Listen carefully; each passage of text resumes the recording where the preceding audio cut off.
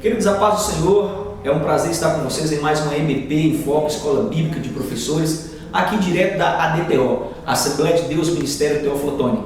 Quero desde já agradecer a todos que têm compartilhado a nossa lição pelo Facebook, pelo YouTube, que têm curtido a nossa página, se inscrito em nosso canal, que Deus possa te abençoar. Hoje nós estamos na lição de número 12, que traz por título A Morte de Jesus. Na lição de número 11, nós falamos sobre a última ceia. Foi uma lição muito boa, nós explicamos o significado da palavra Pesach, o que era Pesach, e foi uma lição muito boa. Eu tive comigo uns convidados especiais. Falar em convidado, aqui hoje comigo um grande professor de Direito Penal, professor Marciano, já esteve aqui, advogado, mestre em Ciência da Religião, e hoje vai estar falando sobre a condenação de Jesus, algo diferente na nossa EBD. Eu queria que você pegasse seu copo com água, sua caneta e não levantasse do lugar, porque vai ser uma lição muito boa. Eu quero iniciar essa lição mandando um grande abraço, porque as pessoas têm compartilhado. As primeiras pessoas, são muitas pessoas, mas as primeiras eu faço questão de mandar um abraço, que tem compartilhado nossa lição no YouTube e no Facebook. E lembrando, senhores, que nesse dia, nessa data, dia 21, que vai ao ar essa lição, eu quero deixar um grande abraço, parabéns a todos os músicos. É o dia do músico, dia 21, que Deus possa abençoar você que tem determinado a todos os dias estar na casa do Senhor. Que Deus continue te dando força, te dando garra e principalmente perseverança na obra. Que Deus te abençoe, meu amado. Vai um grande abraço aí para Josué Carvalho, lá de Taubaté, São Paulo, para Efraim Mateus. Quero mandar um abraço para o pastor Pedro, da classe Rosa de Saron, lá em Pindamonhangaba. Pastor Pedro, muito obrigado pela atenção. Quero deixar um abraço para Jadoc Santos, lá de Lagoa do Jorro, na Bahia. Jadoc, mandei a lição, mandei os significados, e se precisar mais de alguma coisa, pode mandar embaixo do vídeo, que nós teremos um prazer de mandar para você. Marcelo Batista, lá da Assembleia de Deus de Belém, em São Paulo. Quero deixar um grande abraço para Alexandre Dias, em Pernambuco, e o nosso grande amigo Matheus Scarpati, lá de Bordeaux, na França. Muito obrigado por sua atenção, que Deus possa te abençoar. Está comigo pastor Marciano, professor de Direito Penal, e hoje essa lição é muito especial porque nós temos um grande debate sobre a crucificação de Jesus e os fatos que aconteceram contrário à lei. Pastor Marciano, fica à vontade, meu querido, está em casa. Oi, Elias, paz do Senhor, Deus abençoe. Quero agradecer pelo convite, agradecer a todos os irmãos que estão nos assistindo e têm prestigiado esse brilhante trabalho que é o trabalho da EBP em Foco. Vamos conversar um pouco sobre a crucificação de Jesus, sobre alguns erros, juridicamente falando, e também aquilo que a Bíblia traz os respaldos sobre a crucificação de Jesus. Muito bem, meu querido professor, não se esqueça, a leitura bíblica em classe está em Lucas 23, do 44 ao 50.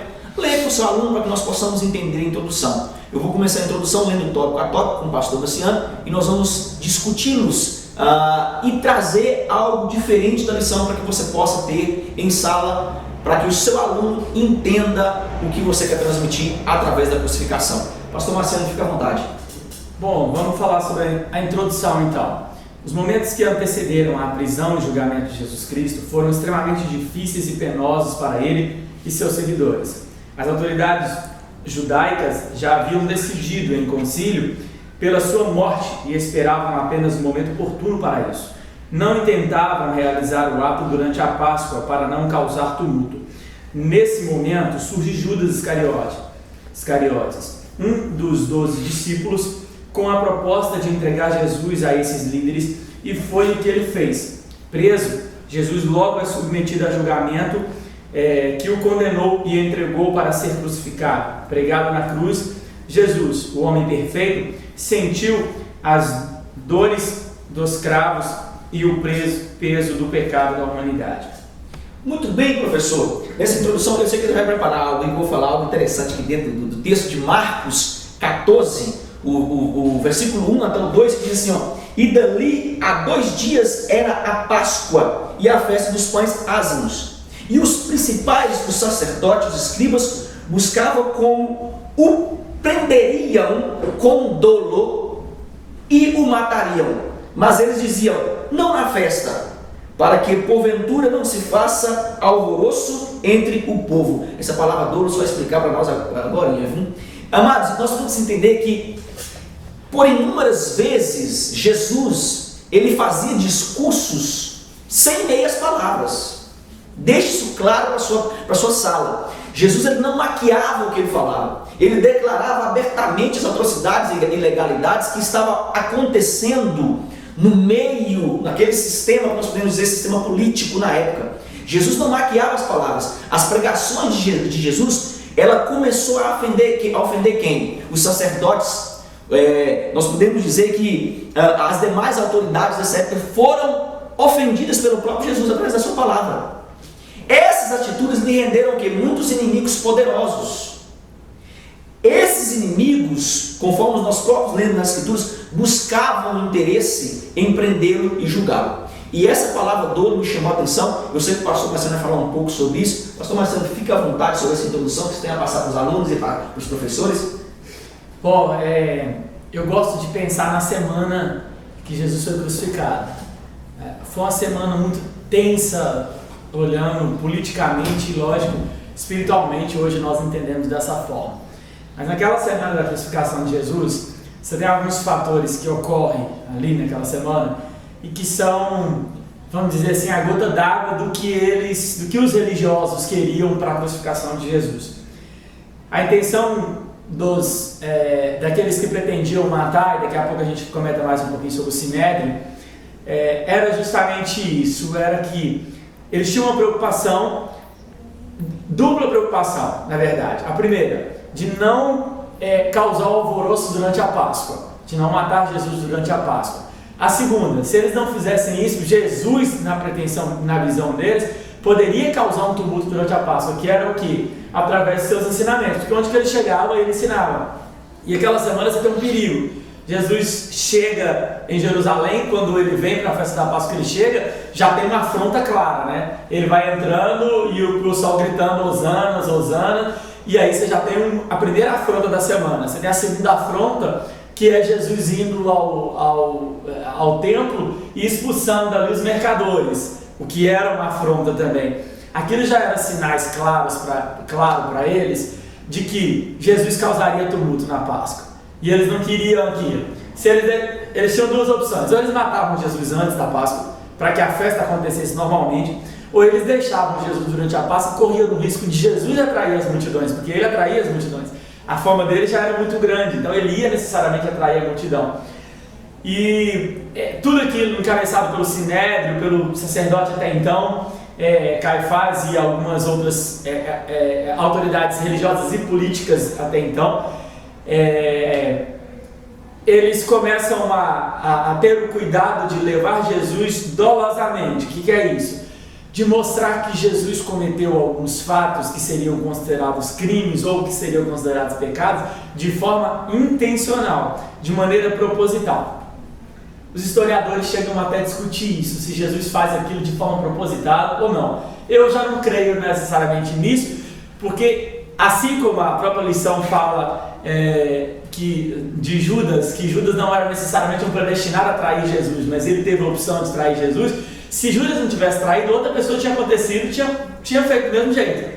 Eu creio dessa forma. A segunda se eles não tivessem encontrado essas razões que eu acabei de citar, do tumulto, do suposto tumulto que Jesus causaria, eles achariam outra razão, mas que eles matariam, até porque a Bíblia iria se cumprir necessariamente.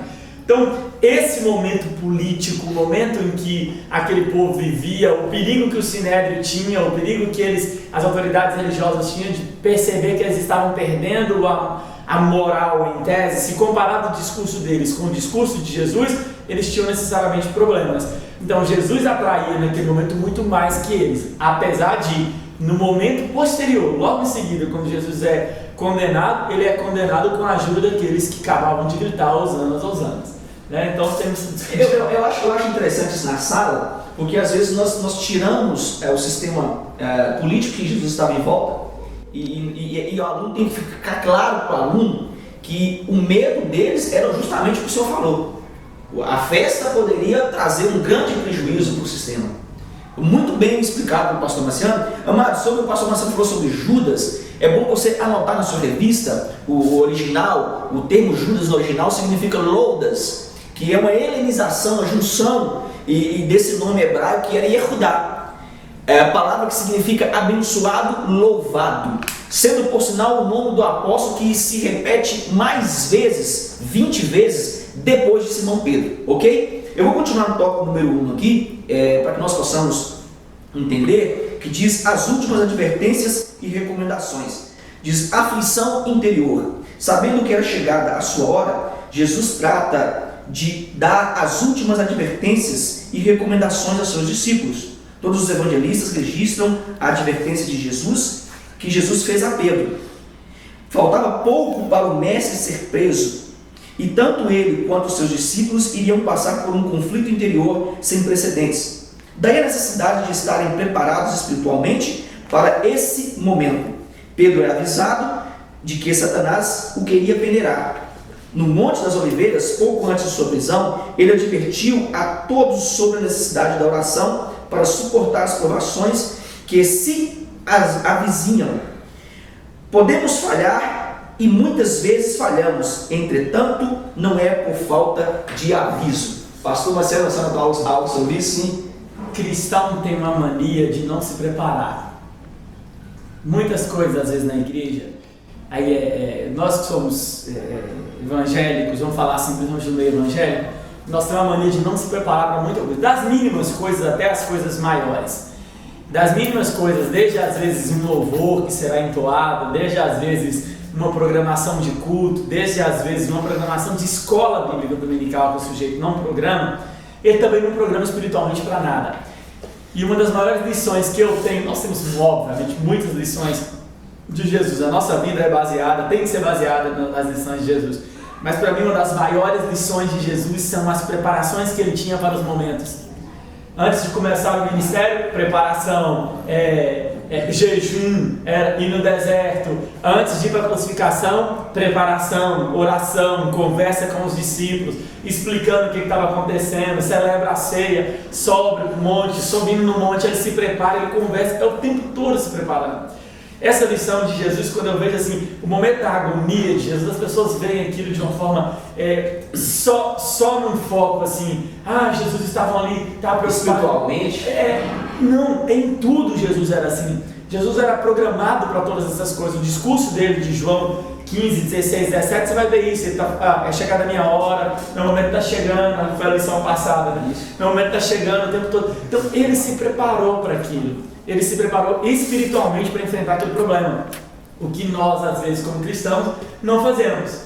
Tem crente que você fala para ele que ele vai passar por uma aflição e ele dando a chorar. Vou chorar então, vou ficar em desespero, oh Deus, mentira. Não, Jesus chega, Jesus vai orar, Jesus vai se preparar para aquilo e até aquele momento da oração final dele, se possível for, passa de cálice. Aquilo era uma aflição tamanha, né? Ele sabia. Eu falei esses dias numa palestra, querido, quem estava morrendo era um jovem, de 33 anos. Muito bem lembrado. Um jovem. Às vezes a imagem que as pessoas têm de Jesus é de um senhor, muito mais. Não, era um jovem de 33 anos, que sofria todas as aflições carnais, obviamente, né, que eu estou falando. As aflições carnais que eu e você sofremos. Então a lógica era essa. Aquele momento, a carne dele ia sofrer, ia padecer de forma inigualável, como nós vamos tratar aqui. O que eu acho interessante, eu acho que o senhor deve pensar igual minha metodologia de pensamento, é que Jesus, sendo Deus, ele sabia o que iria acontecer diferente dos discípulos. Isso é muito interessante, você deve deixar claro isso na sua sala. O ato de Jesus chamar os discípulos e avisá-los sobre a vigilância nada mais era do que um ato de pai. E isso é muito interessante, porque o professor Marcelo já chamou a atenção, já começou a puxar o dedo do professor aqui, e eu acho de extrema importância. Sempre nós somos alertados sobre o que vai acontecer. Quer seja pelo pai terrestre, que é o que nós chamamos de pai biológico, ou pelo pai espiritual, que é o nosso pastor. Amados, em todo o tempo, nós é quem escolhemos proceder, o livre-arbítrio, proceder verdadeiramente como os filhos de Deus ou como os filhos rebeldes. Por quê? O pastor fala, não faz, meu filho. E nós temos a mania de falar assim, não, eu vou fazer, porque eu acho que vai dar certo. Amado, se o seu pai biológico falou não faz, não faça. Se o seu pai espiritual falou não faça, e é interessante que às vezes o pai espiritual tem uma importância tão grande e nós não entendemos isso. Porque o nosso eu, o nosso querer humano, fala assim, não, eu vou fazer. mas nós não estamos ouvindo a voz de Deus, que é o nosso pai espiritual, que é o pastor. Isso é de extrema importância. Se você quer ser bem sucedido como professor, se você quer ser bem sucedido como líder da igreja, entenda, ouça os seus pais espirituais, entenda os seus pais espirituais, enxergue o ministério como um pai espiritual, que aí você vai ter noção de que é o próprio Deus falando com você. Amém, querido? Sim, professor? E eu acho assim, isso é tão claro que você falou aqui, parece que os discípulos não estavam entendendo ainda o que estava acontecendo. Jesus estava avisando para eles, ó, vai acontecer, que eles não estavam entendendo. Observa esse momento da oração dele no Getsemane. Mas da oração, qualquer um outro entrava em desespero e falaria, não, agora chegou o momento, o mestre vai morrer. Então eles não tinham aquela exata noção do que estava acontecendo. Muito embora era para se ter, porque se você olhar lá, por exemplo, um pouquinho antes ali, quando Jesus vai a Betânia, na ressurreição de Lázaro, que é a semana que precede aquilo tudo ali, os próprios discípulos já falam assim, mestre, não é bom que a gente desça para lá, não é bom que a gente vá para lá, o negócio está tumultuado. Eles já sabiam do tumulto, eles já sabiam o que estava acontecendo, das articulações contrárias a Jesus, eles já sabiam que do mesmo jeito que o nome de Jesus estava em ascensão espiritualmente, politicamente o nome de Jesus significava perigo para toda a sociedade, mas mesmo assim eles ainda não conseguiram entender esse recado que Jesus estava dando. É interessante que nós olhando nesse ponto de vista que você está falando, parece que a ficha não tinha caído no ditado popular, né? Eu vou continuar no tópico número 2, que diz aflição exterior com o pastor Marciano. Fica à vontade, meu filho. O texto de Lucas 22, 35 a 38 tem chamado a atenção dos estudiosos da Bíblia. Estaria Jesus aqui pregando a luta armada? Não. Isso pelo simples fato de que o uso da força como parte do seu reino é frontalmente contrário aos seus ensinos. Mateus 5, 9, 22, 38 a 47. Jesus cita a profecia de Isaías 53 e 12 como se cumprindo naquele momento, e os discípulos solidários com a sua missão sofreriam as suas consequências, assim como seu mestre. Eles também seriam afligidos exteriormente com as consequências da prisão. Deveriam, portanto, estar preparados para aquele momento. Jesus seria contado com os malfeitores e seus discípulos seriam identificados da mesma forma. Ok, nesse tópico específico, professor, é interessante. Agora Jesus, ele troca o seu conceito inicial relacionado com as viagens, lá em Lucas 9, 3, que ele fala para levar alforje, diziam levar alforje. Agora ele diz, levem dinheiro e levem espada, porque eles poderiam enfrentar ataques e perseguições e teriam que estar preparados. Eu me fiz a seguinte pergunta: por que o uso da palavra espada? Destaque 2 tópicos que eu acho de extrema importância e eu queria que o pastor Marciano me respondesse. Eu até achei interessante, professor, porque tem muitos pregadores pregando uma heresia no meio. Eu não sei se você vai concordar comigo, mas eu notei 2 tópicos importantes. Primeiro, quando Jesus diz basta, 2 teses que é interessante. Possivelmente dava a entender essas 2 espadas eram suficientes ou a pessoa falava muito. Hebreus 4, versículo 12, eu acho interessante que ele diz assim, olha que interessante, porque a palavra de Deus é viva e eficaz, e mais penetrante do que a espada alguma de 2 gumes, e penetra até a divisão da alma e do espírito, e das juntas e medulas, e é apta para discernir os pensamentos e intenções do coração. Essa é a primeira tese. Nós vamos ter espada aí, o que eu acho interessante. Esse termo espada que Jesus coloca, ele está falando da palavra. É a primeira tese. Uma segunda tese que eu já vi muitos pregadores falando é que o caso dessa espada, ele está falando sobre a dificuldade que eles enfrentariam e que no literal eles teriam que usar a espada mesmo. Amado, nós temos que ter uma visão espiritual acerca disso. Pastor Marciano, você acha que Jesus estava falando como um homem ali ou como o próprio Deus? A espada significaria a palavra ou a espada significaria a arma daquele dia em diante? Sim, fica à vontade. Eu acho que mesmo se eles tivessem espada no sentido literal, eles não seriam força para o exército em si, para aqueles que iriam prendê-lo mais tarde. Isso é bem óbvio. Nós estamos trabalhando com 12 discípulos, nós estamos trabalhando com Jesus e os 12 mais próximos. Se os 12 tivessem armados mais Jesus com espada, eles não representariam nada em relação às forças que vieram prendê-los, ao exército que ia prender. Então eu acho que Jesus não seria ingênuo em momento algum de chegar para ele e falar assim, ó, vamos todo mundo comprar uma espada. Olha a obviedade disso na hora que Pedro vai lá, pega a espada e corta a orelha de Malco. O que Jesus faz? Não, Pedro, peraí, você está errado, você está confuso em relação às coisas, o que está acontecendo aqui não é isso. Se Jesus quisesse chamar todo mundo para a batalha material naquele momento, ele chamaria, mas ele não era o propósito dele, não era o propósito, e ele sabia que humanamente falando, não na parte espiritual obviamente, mas humanamente falando, ele não teria naquele momento força para enfrentar o exército, só isso. Então, o que Jesus trabalhava é com a preparação da espada, creio nesse ponto que você tocou, creio na preparação espiritual, na preparação da palavra, essa é a preparação. Espada significa estar com a espada embainhada, significa estar preparado para o confronto, estar preparado para a batalha. A batalha de Jesus naquele momento era material em partes, mas ele sabia que materialmente ele teria que padecer aquilo, mas espiritualmente era a maior batalha naquele momento. A preparação dele é clara, é espiritual. E eu acho interessante que nós tiraríamos a atitude espiritual de Jesus se nós dissermos que ele estava com espada. Sim.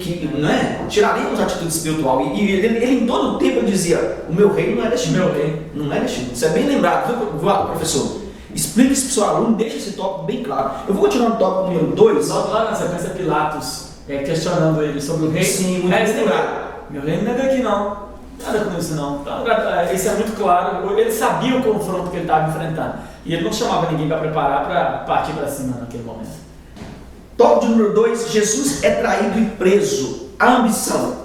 A traição de Jesus é um dos relatos mais dramáticos e tristes que o Novo Testamento registra. Jesus foi traído por alguém que compartilhava de sua intimidade.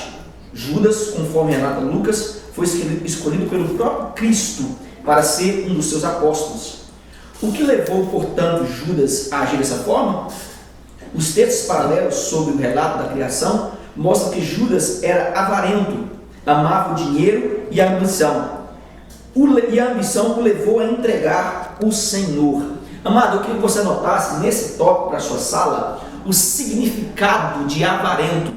Avarento é aquele que é obcecado por adquirir e acumular dinheiro, sovina. A obsessão por bens nos leva a perder o que é espiritual. Nós tivemos uma aula sobre isso. E Judas se deixou dominar por aquilo que os homens na atualidade também estão enraizados. Eu creio que grande parte da perca do espiritualismo na igreja, nós não devemos culpar a teologia, nós não devemos culpar os pastores, os presbíteros, evangelistas, nós devemos culpar nós mesmos, que nós nos apegamos a esses bens materiais na atualidade e esquecemos do espiritualismo. Esse é o grande problema na atualidade. Pastor Marcelo, fica à vontade, meu querido. Judas era avarento, amava mais as riquezas, o dinheiro. Até parece com a nossa geração. Igualzinho. Nossa geração é isso. Nossa geração vive a qualquer semelhança leva coincidência. Coincidência. Tipo assim, né? Se fosse hoje, então, Jesus não teria um Judas. Teríamos 12 Judas, né, com ele. Porque, para que uma geração mais capitalista, mais ambiciosa do que a nossa, do que é que nós vivemos. Então, acho que esse ponto, às vezes, muita gente critica muito Judas sobre isso, mas Judas era um reflexo mais um reflexo da nossa sociedade. A história de Jesus é muito contextualizada. Parece que Jesus viveu isso, foi agora. Se fosse na nossa época, a gente entenderia com muita clareza assim: ah, sim, entendi. Ele estava interessado mais na casa dele, em construir a casa dele, do que em seguir Jesus. Ah, sim, entendi. Ele estava interessado mais em ter uma boa fama, e às vezes até ministerialmente. Há muitas pessoas que se dizem, hoje as redes sociais eles mostram muito isso. Muita gente preocupada com ministérios, aspas, ministérios por aí, para dizer assim, ó, ah, sim, eu estou preocupado mais em quanto que o convite para fulano de tal vai pagar, do que necessariamente de pregar a palavra. Então, isso é muito claro, nós vivemos isso aí hoje. Muito bem, meu querido, eu vou continuar no tópico de número 2, a negociação com o pastor Marciano. À vontade. Há muito, os líderes religiosos procuravam uma oportunidade para matar Jesus. Mas além de não encontrá-la, eles ainda temiam o povo. Lucas mostra que o diabo entra em cena para afastar esse obstáculo. O terceiro evangelho já havia mostrado, por ocasião da tentação, que o diabo tinha se apartado de Jesus até o momento oportuno. Sabendo que Judas estava dominado pela ambição, Satanás incita-o a procurar os líderes religiosos para vender Jesus. O preço acertado em moedas, em 30 moedas de prata, quando o responsabiliza por seu ato, a Escritura mostra que Judas não estava predestinado a ser traidor de Jesus. Ele o fez porque não vigiou. Quem não vigia termina vendendo ou negociando a sua fé. Ok? Professor, nesse tópico, eu queria que o pastor Marciano, Tiago 4, versículo 7, eu tenho um texto muito famoso que eu acho de extrema importância para que nós tenhamos noção do que passou Judas e do que viveu Judas. É interessante que a brecha que existia em Judas é a mesma que existe em todo ser humano após a queda de Adão. Entenda isso. É a mesma que existe em todo ser humano. Após a queda de Adão, nós tivemos a raiz do pecado. Agora, entra em cena o que diferencia uns dos outros. É a posição de caráter e principalmente oração, jejum e resistência ao maligno. Tiago 4, versículo 7, pastor Marcelo, sim? Sujeitai-vos, portanto, a Deus, mas resisti ao diabo e ele fugirá de vós. Não existe algo mais impactante na palavra do que a resistência ao inimigo. E essa geração nossa, eu vejo essa geração como se brincasse com o inimigo. O senhor que é pastor, acho que você tem noção do que eu estou falando. Não, eu acho que eu vou na balada porque eu consigo, eu não vou beber. Nós lidamos com classe de jovens, amado. Não, eu vou só um pouquinho, amado. A Bíblia diz que nós devemos resistir. Tem um texto muito claro que diz assim: fuja da aparência do inimigo. Amado, isso é para você expor em sala. Porque às vezes nós achamos assim: não, eu sou um super-homem. Não existe super-homem. Judas era tesoureiro. E é isso que me chama a atenção, porque o ato de ser tesoureiro, ele estava lidando com a pior fase do evangelho. O que nós temos de pior no meio, nem no meio secular dos pastores, não é palavra, não é o próprio povo, mas o ato de falar de dinheiro na igreja é muito complicado. Não é, pastor Marcelo? Eu gosto de pensar sempre naquela ideia assim, voltando ao primeiro raciocínio que você fez sobre o resistir. É o tipo do sujeito, por exemplo, ele tem alguém, ele é casado, ele tem compromisso com sua família, mas ele acha que ele pode dominar com tranquilidade a outra fulana que está lá atormentando a vida dele. E ele acha que ele pode brincar com aquilo, até é legalzinho brincar com aquilo, porque na hora que ele quiser ele sai fora. Fala assim: não, isso aí é tranquilo para mim, na hora que eu quiser eu pulo fora. Não vai pular fora. Na hora que você quiser você não vai conseguir mais pular fora. Não. É a história, e mais uma vez Jesus, né? Resistir ao diabo e ele fugirá de vós. A fuga do pecado em si, o próprio Jesus dizendo assim: ó, livra-me da hora da tentação.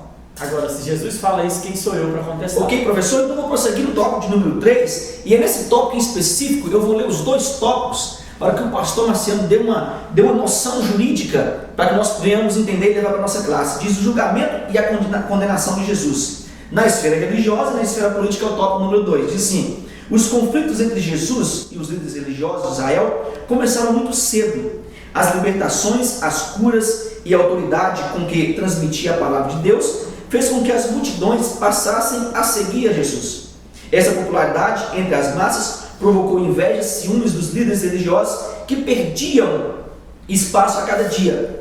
Para esses líderes, alguma coisa deveria ser feita, e com esse intuito reuniram o Sinédrio. A decisão foi pela morte de Jesus.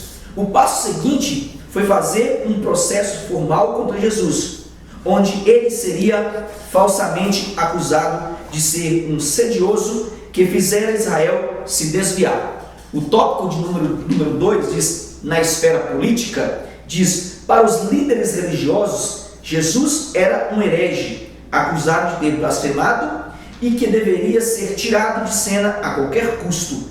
mesmo que fosse a morte. Todavia, Israel, nos dias de Jesus, estava sob dominação romana e os líderes judeus não poderiam conquistar o seu intento sem a aprovação do império. Lucas deixa claro que a execução dos líderes judeus feita a Jesus era tríplice: desviar a nação, proibir os judeus de pagar impostos a Roma e afirmar que ele e não César era rei. Em outras palavras, Jesus foi acusado de sedição. Desviar os judeus de sua fé não era crime para Roma, mas a sedição, fazer o povo se levantar contra o império, era. Jesus, portanto, estaria levando os seus discípulos a uma revolta política. Os romanos não toleravam nenhuma forma de levante contra o Estado e estipulavam para esse tipo de crime a pena capital. Professor Marciano, fica à vontade, nos dê algo, um parecer jurídico sobre isso. Bom, vou tentar fazer um resumo aqui. Não falo tentar porque realmente é muita coisa que aconteceu naquele momento. Vamos para a parte histórica primeiro. Parte histórica: Jesus é preso à noite. Primeira coisa, ilegal, a prisão de Jesus à noite, não poderia, inclusive sobre a lei romana. Duas leis se aplicavam ao caso: a lei romana e a lei judaica. A lei judaica era um foco mais religioso, mas era uma lei assim, quem já estudou a história do direito sabe disso, que a lei judaica, ela era, muitas coisas que nós temos hoje no nosso direito brasileiro, por exemplo, é fundamentada no direito romano e no direito judaico também da época. Jesus é preso à noite, é encaminhado primeiro para a casa de Anás. Quem fala sobre isso, o Evangelho de João traz. Quem era Anás na história? Anás era o sogro do atual sumo sacerdote. Ele era o ex-sumo sacerdote. Você tem a segunda ilegalidade. Jesus não poderia ser julgado por um ex-sumo sacerdote. Anás, ele tinha uma influência política muito grande, tanto que a Bíblia trata sobre isso. Essa influência política de Anás é refletida em vários pontos da Bíblia. Mas ele não era o atual sumo sacerdote. Jesus é levado para a casa de Anás primeiro. Tem um prévio julgamento e aparentemente ele é condenado pelo que ele estava fazendo, que era a blasfêmia. Ele é levado então ao Sinédrio. Tudo isso à noite. Na verdade, o Sinédrio se reúne à noite, outra ilegalidade. E quando o Sinédrio se reúne à noite, eles acusam Jesus de um crime, blasfêmia. O primeiro crime que Jesus é acusado é blasfêmia. O que Roma tinha com isso? Nada. O Sinédrio sabia que Jesus só poderia ser levado à morte através de Roma, de César em si, né? Que César, até então, o rei de Roma, obviamente que naquele momento é representado por Pilatos. E o Sinédrio condena Jesus pelo crime de blasfêmia. Marcos tem um reflexo interessante. Marcos fala sobre isso. O Sinédrio, quem era o Sinédrio? O Sinédrio era uma representação de 70 sacerdotes, né? Vamos colocar assim. Os 70 eram 23 representando cada classe, e essas classes nós tínhamos aí 23 representando os anciãos, 23 representando os escribas, e isso, anciãos 23, sacerdotes 23 e escribas 23. Mas o Sinédrio tinha duas responsabilidades. O Sinédrio, a primeira responsabilidade do Sinédrio era acusar, mas o próprio Sinédrio, a lei tratava que o próprio Sinédrio tinha também que defender. Esse ponto que eu estou colocando para você, essas duas finalidades do Sinédrio, é muito importante você entender. O Sinédrio tinha a responsabilidade de acusar, mas também de defender. Isso significava uma coisa: que se uma pessoa fosse julgada no Sinédrio, ela não poderia ser condenada por unanimidade. Os 70 não poderiam votar pela condenação dessa pessoa. Por quê? Porque se os 70 votassem pela condenação, a lei falava que ele tinha que ser absolvido, porque significava que o Sinédrio não cumpriu o papel dele de defender. Então essa era a questão. Jesus não poderia ser condenado por unanimidade, porque se ele fosse condenado por unanimidade, era outra ilegalidade. Significava que ele tinha que ser absolvido, ele não teve defesa. E foi exatamente o que aconteceu. Ele é condenado pelo Sinédrio, pelo crime de blasfêmia até então, e pelos 70. Marcos trata sobre isso. Por unanimidade, Jesus é condenado. Outra questão ilegal: logo após isso, o Sinédrio reúne no outro dia de manhã. Lógico que tudo isso encabeçado por Caifás, que era o atual sumo sacerdote. E o Sinédrio se reúne no outro dia de manhã para ratificar aquela condenação que houve na madrugada. Não poderia. Por quê? A lei judaica falava que o Sinédrio só poderia se reunir novamente 24 horas depois. justamente que era chamado prazo de reflexão. No prazo de reflexão, eles teriam que ir para casa, eles não poderiam fazer nada, eles não poderiam trabalhar, eles não poderiam fazer nada, só pensar naquela pessoa que estava sendo julgada. O Sinédrio se reúne pela madrugada, condena Jesus no outro dia de manhã, bem menos de 24 horas, ele se reúne novamente e ratifica aquela condenação que é feita. Levam então para Pilatos. O que Pilatos estava fazendo em Jerusalém? As pessoas confundem muito isso. Pilatos não morava em Jerusalém. Pilatos era o governador até então daquela região, da província, que era a Judéia, mas Pilatos morava em Cesareia. Pilatos estava em Jerusalém por ocasião da Páscoa. Então, pela festa da Páscoa ele vinha, mas ele não tinha muita paciência com aquilo, que não tinha representação nenhuma para ele. Ele ia porque ele era o governador ali até então. Eles se reúnem e vão até Pilatos. Quando eles chegam até Pilatos, aí acontece o ponto que o professor Elias falou aqui. Eles acusam Jesus não mais de blasfêmia, porque eles sabiam que se eles falassem assim para Pilatos: ô Pilatos, ele está falando que ele é Deus. O que Pilatos ia falar para ele? Estou nem com isso. Eu não tenho nada. Pilatos não estava, Roma não estava interessado em saber quem era o Deus. Roma estava interessada em saber uma coisa: você está obedecendo às nossas leis, você está pagando nossos impostos, o restante por mim não interessa o que você faz. E aí eles acusam Jesus não mais de blasfêmia, mas sim de outros dois crimes. Do crime chamado de sedição. Esse é o segundo crime que Jesus é acusado, o crime de sedição.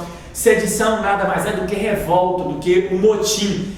É se revoltar contra Roma. E acusam Jesus do terceiro crime, que é o crime de traição, que é tentar contra o rei de Roma. Tanto que o discurso, lógico, eu estou resumindo e tentando ser rápido aqui, só para você entender assim, o que eles falam para Pilatos traduzindo, olha, ele tem aglomerado pessoas, e segundo, ele se diz rei.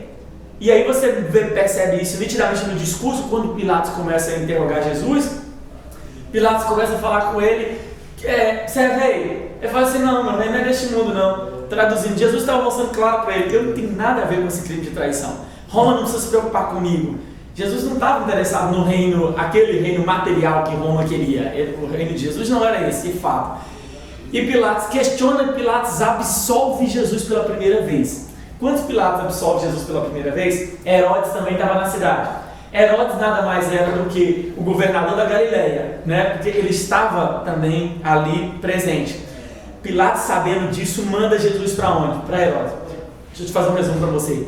Primeiro julgamento de Jesus ilegal com Anás. Segundo julgamento de Jesus ilegal no Sinédrio, com Caifás e Herodes. Terceiro julgamento de Jesus com a primeira vez que Pilatos o julga e o absolve. Pilatos o absolveu na primeira vez. Manda para Herodes. Herodes estava perdido na história, porque Jesus era da Galileia e ele era até então o governador da Galileia. O que Herodes faz?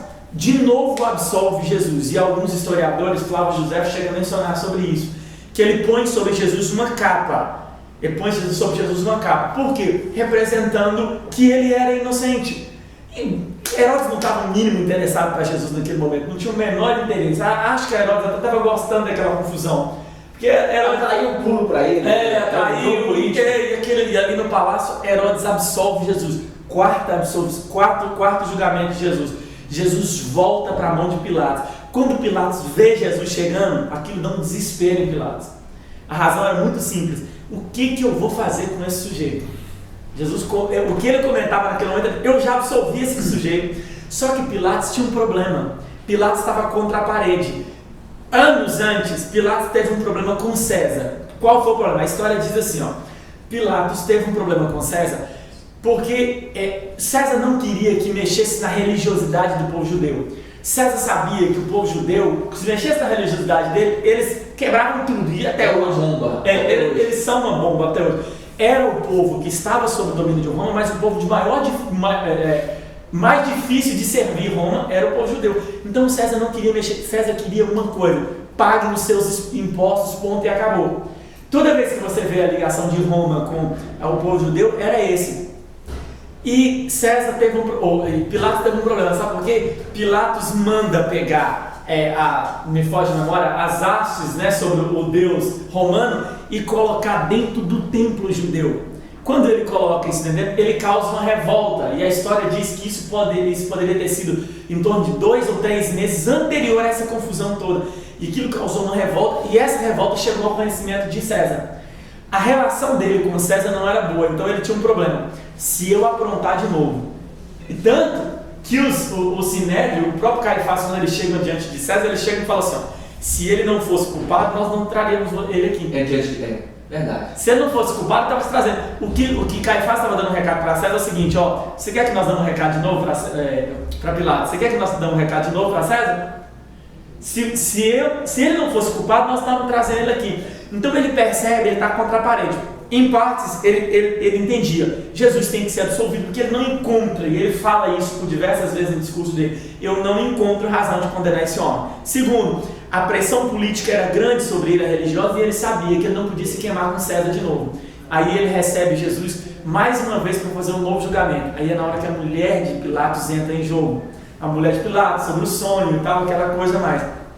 Pilatos faz o quê? A mais absurda de todas as decisões de Pilatos. Eu te absolvo. Jesus foi absolvido. Jesus não foi condenado em momento algum. Historicamente você não vai ver condenação de Jesus. Só que ele faz uma coisa, ó, eu te absolvo, mas condeno a crucificação. Juridicamente, o maior julgamento ilegal da história da humanidade é o julgamento de Jesus.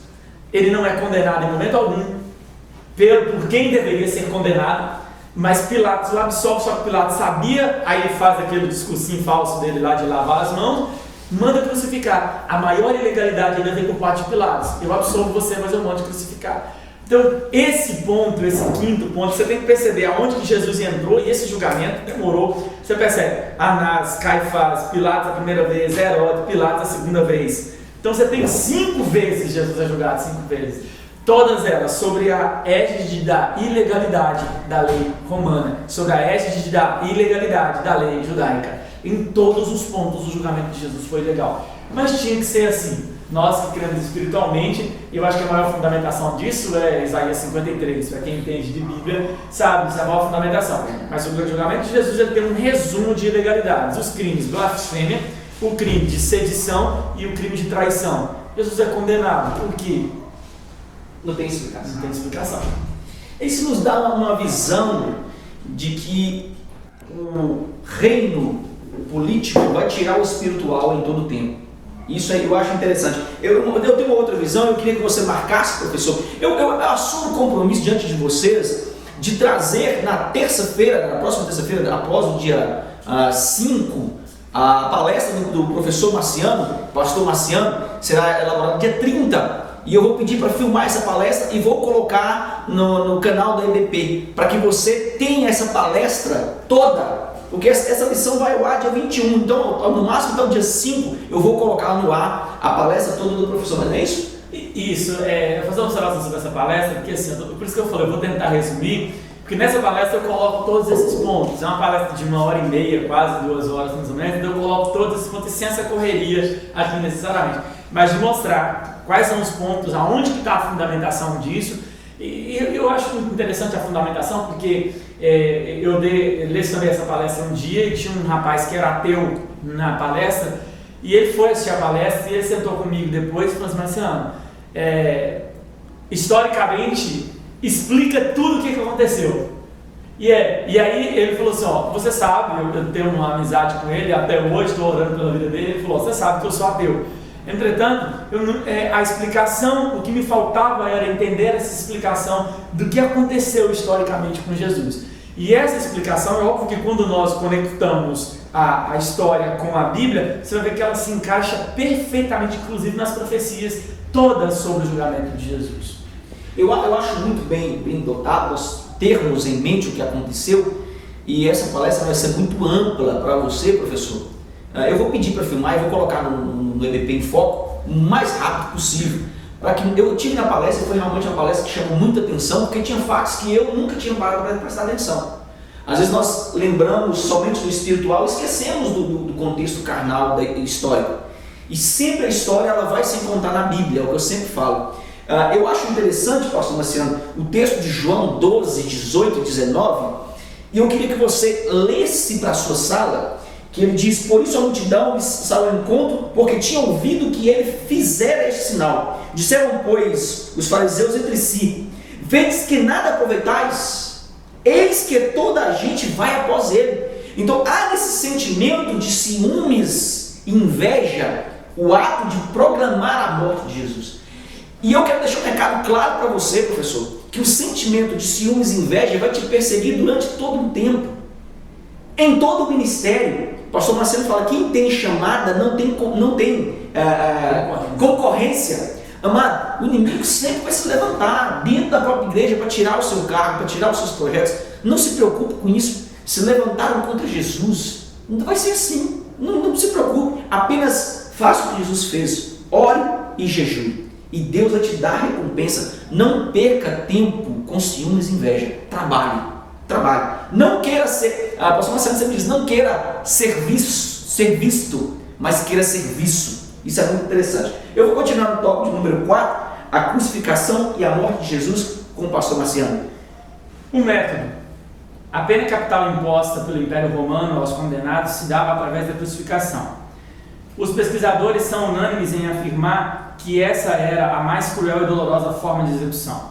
José, historiador judeu, informa que antes da execução, os condenados eram açoitados e submetidos a todo tipo de tortura e depois crucificados do lado oposto dos muros da cidade. Cícero, historiador romano, ao se referir à crucificação, afirmou que não havia palavra para descrever ato tão horrendo.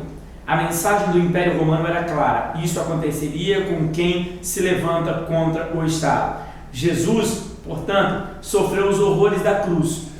De acordo com os evangelhos, ele foi açoitado, escarnecido, ridicularizado, blasfemado, torturado, forçado a levar a cruz e, por fim, crucificado, conforme João 19. Eu acho de extrema importância nós destacarmos duas teses importantíssimas sobre a crucificação. A primeira é que o castigo da crucificação ela começava com a flagelação. Depois do criminoso ele tinha despojado das suas vestes, eram tiradas as suas vestes, eles o açoitavam na ponta desse chicote chamado de azurrag, no original significa açoite. Eles fixavam pregos, pedaços de ossos, chumbos e essas coisas semelhantes, podendo a tortura do açoitamento ser tão forte que às vezes o flagelado ele morria pela consequência do açoite. Isso é interessante nós destacarmos. E nós vamos ver uma visão lucana totalmente diferente dos outros evangelhos. Ele destaca que a bravura de Jesus como ser humano foi diferente dos outros açoitados. Eles brincaram com Jesus e ele chega a especificar que viam seus ossos, a sua carne era exposta. Falar alguma coisa, professor? Sim? Primeiro sobre a crucificação. A crucificação em si, conforme a lição disse, isso é preciso deixar muito claro. Crucificação não era um método exclusivamente romano. O povo judeu, o Sinédrio, por exemplo, que condenou Jesus a primeira vez, se fosse prevalecer pela condenação do Sinédrio, o Sinédrio não poderia mandar Jesus para a cruz. Por quê? Porque ele não... as formas de condenação ou de morte da lei judaica era apedrejamento, decapitação e estrangulamento, mas crucificação não. Crucificação era exclusivamente romana. Todas as cidades, todas as províncias, reinos dominados por Roma, inclusive a própria Roma em si, o que ela tinha? Ela tinha pontos fora do muro da cidade que eram de crucificação. Tem vários documentários sobre Roma, inclusive sobre alguns reinos, por exemplo, de César, que foi um dos reinos mais cruéis. Cartago. Isso. Que aí você vai ver isso. Todas as cidades romanas com aquele monte de cruz fora dele. A crucificação era um método extremamente cruel. E Jesus e a Bíblia é tão perfeita, né? Você vê as profecias se cumprindo nesse momento com tanta exatidão. A Bíblia, Deus já sabia que ele teria que ser condenado e que ele, mesmo ele sendo condenado pelo seu povo, quem tinha que determinar a sua forma de morrer eram os romanos. Então, os romanos foi quem determinaram a crucificação propriamente de Jesus. O que eu acho interessante nesse processo de crucificação, como diz o professor Marciano, que todas as cidades romanas tinham isso. Ela foi abolida no século IV por Constantino, numa falsa conversão. E esse método era tão cruel que o ato de quebrar as pernas era para que ele ficasse mais tempo agonizando. Existia entre os judeus, isso é interessante nós quebrarmos esse tabu, que o condenado ele levava somente a haste vertical, a horizontal ela ficava fixada. Isso é interessante. Nós vimos na Via Dolorosa aquele povo que faz a igreja católica, bota Jesus carregando uma cruz imensa, era só a haste vertical, a horizontal ficava fixada para que ele levasse até o ponto de cruz no Gólgota. Isso é muito interessante, nós fizemos isso. Ela se encaixava. É onde ela se encaixava totalmente. E é interessante que em alguns casos eles chegavam a colocar um banquinho na cruz para que o meliante ficasse sentado e durasse mais tempo, a morte fosse mais dolorosa. O ato de dar vinagre, era interessante que o vinagre ele cicatriza mais rápido, então ele ficava durante muitos, tinha assaltantes que ficavam durante dias, quebravam-se os ossos das pernas para que eles não pudessem fugir. Olha que interessante, era amarrado os braços e ele ficava durante dias sendo agonizando. Era algo de extrema. Nós não temos noção para falar o que Jesus sofreu. Muitas vezes as aves de rapina acabavam de matar, né? Muito interessante isso aí. Sofrimento de muitos. A história mostra isso, que muitas pessoas que foram crucificadas, as próprias aves de rapina acabavam de matar o sujeito, que ele era abandonado. Ele ficava lá, depois de um certo tempo, o povo saía e ele continuava. E tem até um questionamento sobre, na Via Dolorosa, né, quando Jesus vem caindo, Simeão, quando ele vem ajudá-lo, muitos até defendem, inclusive judeus, né? O pastor Dal sempre fala sobre isso, que já perguntou isso para um judeu, o que o judeu achava por Simeão ter ajudado a carregar. Ele falou assim, não, aquilo significava um único ato, eles queriam que demorasse mais. Bom, esse é um ponto que muitos judeus discutem, né? Que eles queriam que demorasse ainda mais a morte dele, mas era uma morte absurdamente cruel. E eu acho interessante que houve uma tamanha brincadeira com Jesus. E nós devemos deixar bem claro que o ato da coroa não foi só dizer que ele era rei, mas a coroa impedia ele de gritar e falar com os discípulos.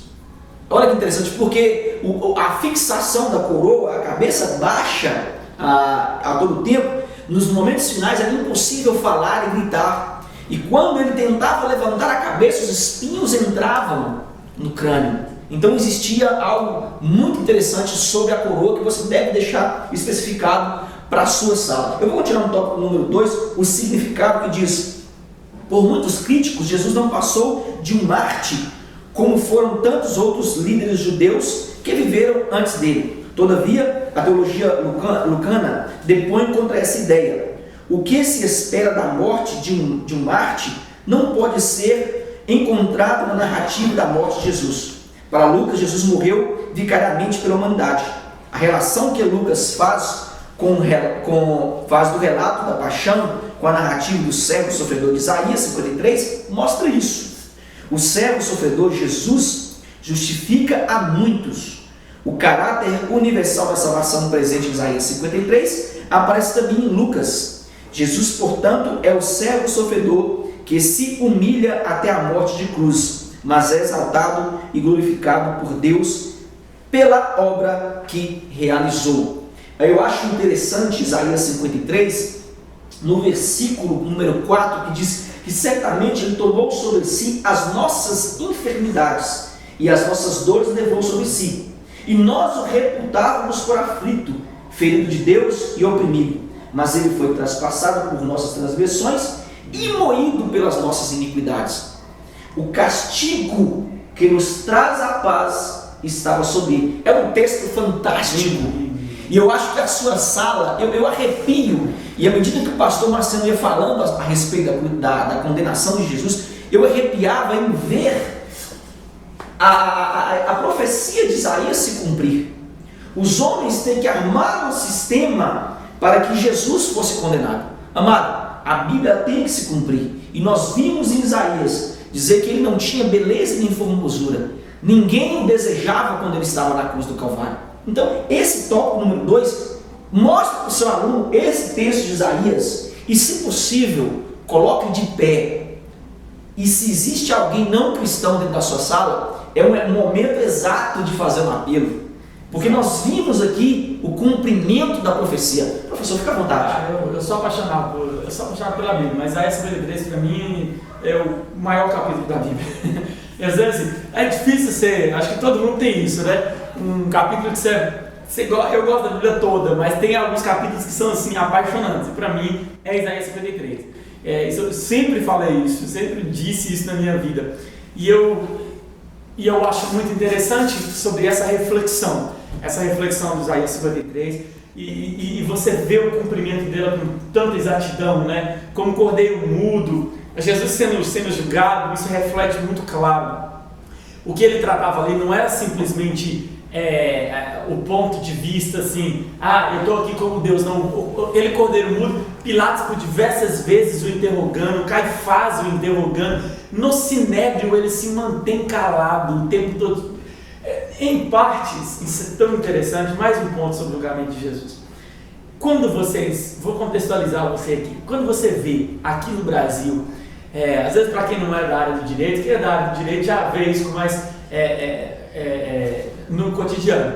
Quem não é, por exemplo, às vezes você vê alguma CPI e que tem alguém que vai lá e pega um habeas corpus e vai com o direito de ficar calado, né? Porque a CPI tem uma relação jurídica própria lá e ele vai, aí ele fica calado, ele responde assim, quando eu falo assim, não, eu vou me reservar o direito de permanecer calado. Adivinha de onde vem isso? Jesus tinha esse direito. Tinha esse direito. Entendeu? A lei judaica, já tinha o direito ao silêncio. Então Jesus ele exerceu nada mais do que todos aqueles momentos o direito dele de silêncio. Ele fica calado.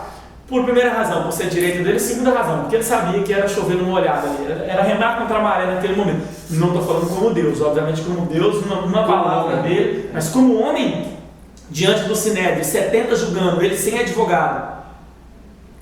Eu seria advogado de Jesus com muito prazer. Mas acho que a Bíblia não me dá essa razão.